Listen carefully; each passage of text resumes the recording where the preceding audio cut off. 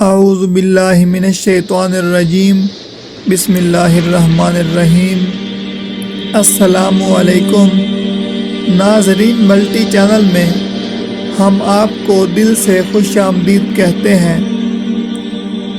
ناظرین، صحیح حدیث شریف میں آتا ہے کہ اگر ایک شخص سو رہا ہو اور اچانک اس کی آنکھ کھل جائے، یعنی کروٹ لی اور بیدار ہو گیا، اور اس نے ان دو کلمات کو صرف ایک مرتبہ پڑھ لیا، چاہے کسی بھی کام کے لیے آنکھ کھلی ہے اور اس نے بیداری کے عالم میں ان کلمات کو صرف ایک مرتبہ پڑھنے کے بعد اللہ رب العزت سے جو بھی سوال کیا، جو بھی دعا کی، نبی کریم صلی اللہ علیہ وآلہ وسلم نے ارشاد فرمایا کہ وہ دعا اسی وقت قبول ہو جائے گی۔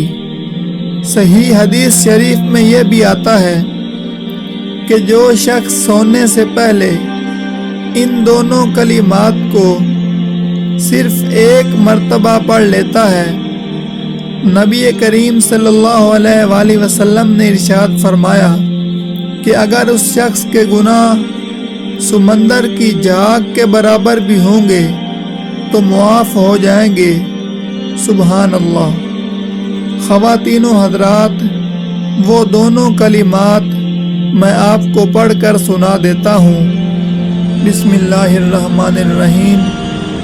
لا الہ الا اللہ وحدہ لا شریک لہ لہ الملک وَلَهُ الْحَمْدُ وَهُوَ عَلَى كُلِّ شَيْءٍ قَدِيرٌ۔